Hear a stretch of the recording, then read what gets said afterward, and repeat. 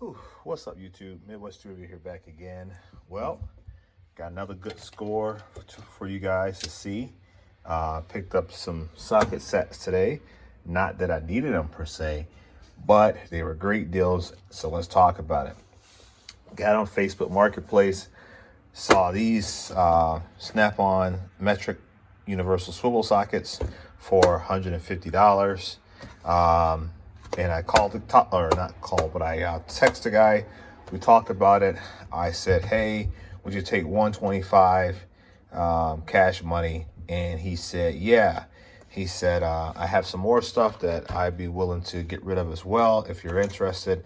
So I said, sure, bring it on. So as any online deal works, especially when you're meeting face to face, you gotta make sure you got your communication strong, that you're communicating. Each person knows where you're coming from in terms of like the deal, and meeting in a public place, all the traditional stuff.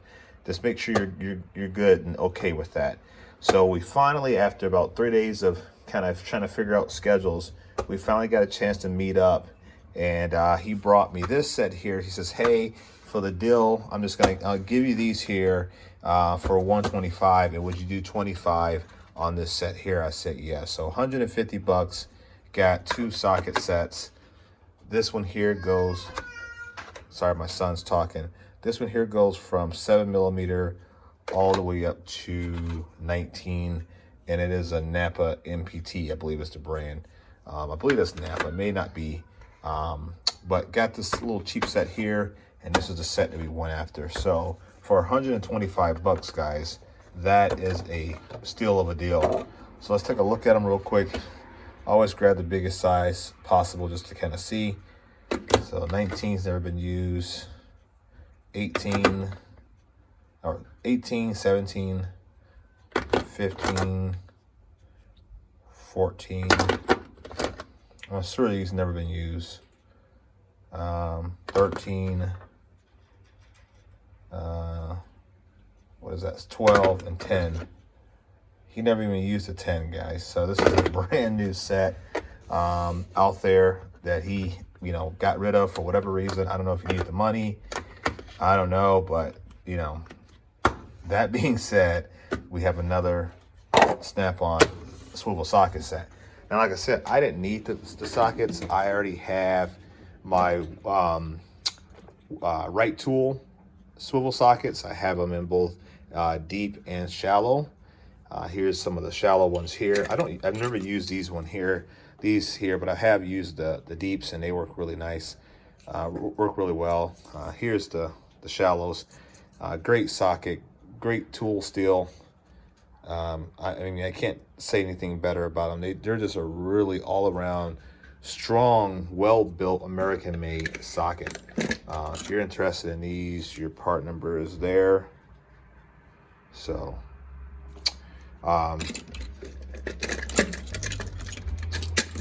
goes back in there.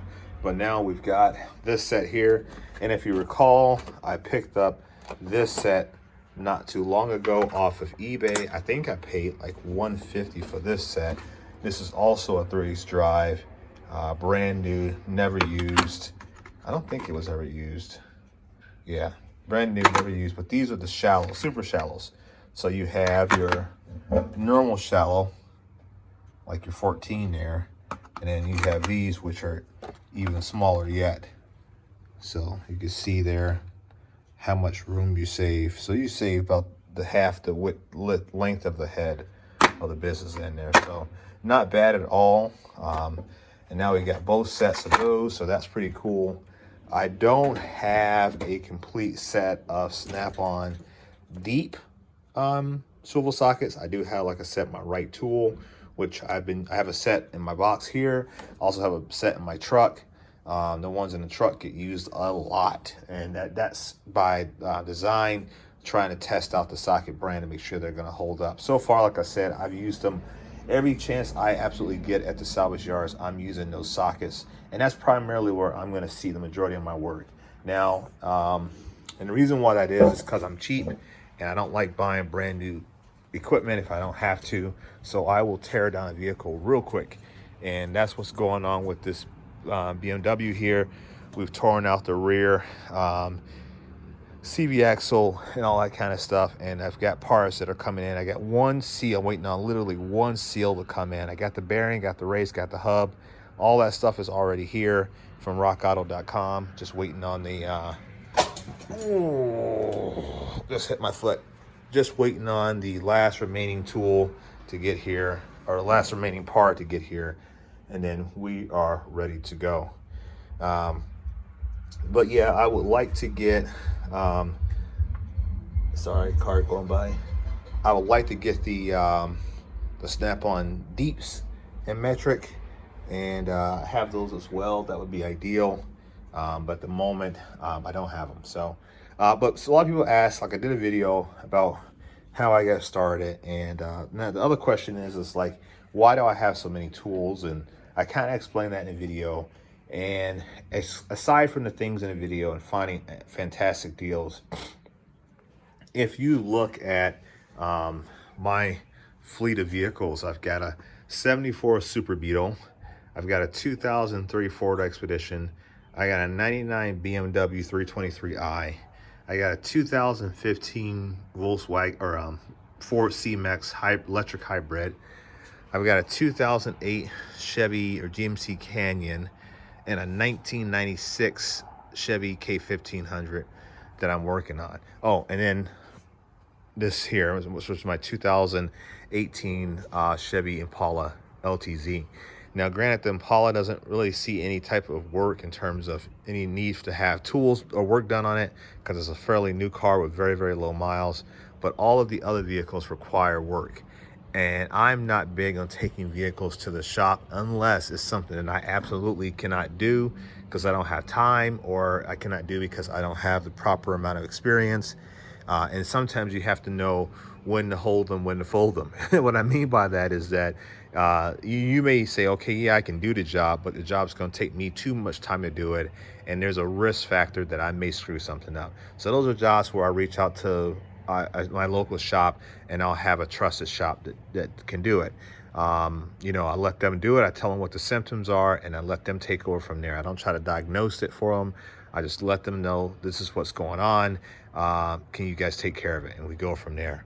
Other things like suspension work, light engine work, transmission work, clutch, stuff like that, I can do all that myself. I have all the equipment, all the tools to do it, and I'm not a stranger to doing it. I basically built that truck there from all scrapyard parts. What I mean is that the tailgate, the box, the doors, the fenders, the suspension, the wheels, the seating, all of that stuff, and a lot of the engine components were all pulled from salvage vehicles at the salvage yard, and then I basically reconditioned and put them back in the vehicle. This guy here had a cracked frame, grind the frame down, used my porta power system to bring everything together, got everything aligned, and then stick welded that together. The C-Max had electrical issues, got that fixed for the wife. The BMW I basically built this car here from scratch. It was a base model 323i that I paid $300 for. I put a new suspension from suspension parts from a 5 Series, wheels from a 5 Series, redid the entire suspension, redid the top end of the engine, cooling system, ignition, all that stuff, rebuilt that car, and then a lot of the interior work as well. This one here, I've done all of the vacuum lines and trying to figure all that crap out, plus redoing the entire braking system. And I've done all the brake systems on all my cars pretty much. And then a 74 Super Beetle, we pulled it out of a driveway where it's set for like 5 years and got it running. And I bet you it'll run right now. Let's just see. Well, no, I'm not gonna do it because I gotta hook the battery. I don't know. Let's just see. Because if I say it, I should be able to do it. All right, let me see if I can. I always keep the battery disconnected because I don't drive the car. So let me see here. Sorry, the battery's in the back. So I gotta, let's see here. I think it may start. Let's see. It needs a lot of work, but we're gonna make this like a rat beetle. Gotta pump the gas on this guy. Oh, where are the keys at? Where's my keys? Oh, where are my keys? Stupid me. I just learned a lesson. I lost the damn keys. And and they're supposed to stay in here. Oh, son of a bitch. Okay, hang on, guys. Let's see here.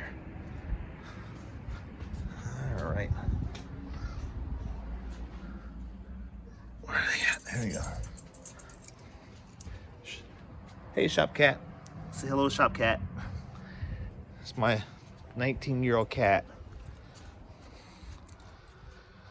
Oh, let's see here.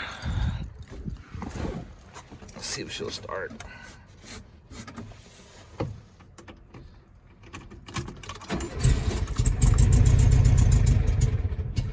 All right, she started. And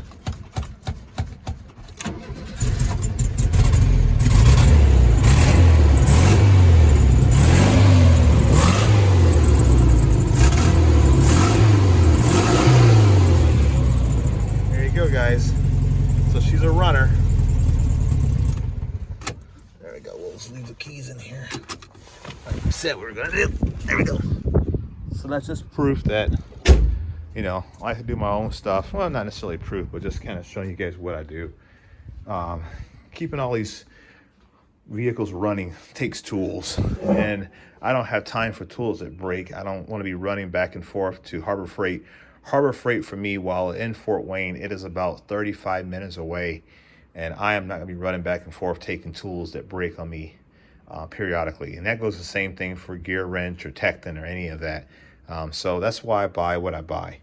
But yeah, guys, so that's a pretty decent deal. I don't know. I got to figure out where these are going to go. I am literally running out of space in my salvage yard box on my truck. And I don't know where these are going to fit yet. These are just regular chrome moly sockets. So chrome moly, decent wall thickness. So they'll do fine. I just don't know where I'm going to put them. I got to figure out where they're going to go. But for these guys here, which is what we went after, excellent deal for 125 bucks. So hope you guys liked the video. Leave me a comment. Let me know what type of deals you're finding. Are you looking for deals? Do you need help finding deals? Do you want to know some of the insider secrets as to how to negotiate a good deal? Leave it in the comment section. Let me know what your questions are, and then we'll see if we're going to do a video series to address those comments. So make sure you follow me on the Instagram at Midwest_tool_review. I post a lot of videos there. I'm going to do a short little clip on these socket sets here real fast on there as well. But I post a lot of different things on my Instagram account. I'm not doing a lot with TikTok yet. I do have a TikTok account, but I got to get more familiarized with that platform. So right now we're talking YouTube and Instagram. So make sure that you click that like button, guys. We are at 5,800 plus. I want to get to 6,000 by the end of this month. So help me, guys. Help me grow. The more I grow, the more I can do, the more I can buy. I can take some of the ad revenue that I make from the channel, buy more tools, possibly buy some other vehicles to work on, and kind of do some things that you guys like to do. So I'm under the assumption that you guys like the content in terms of who I am as a tool enthusiast, DIYer / engineer. So if you like all that kind of stuff, guys, and you want to continue supporting me, please consider hitting that like button or hitting that subscribe button. I do have a Patreon account. I do not ask for proceeds, but if you feel like you want to donate something to the channel, you're more than welcome to do so. But I am not asking you to do that. I'm just simply telling you there's an option out there. I have no clue how to use it. I've never used it. It's just something that I signed up for many months ago, and that's pretty much the gist of it. So yeah, guys, hope you liked the video, and I'll catch you on the next one. Peace.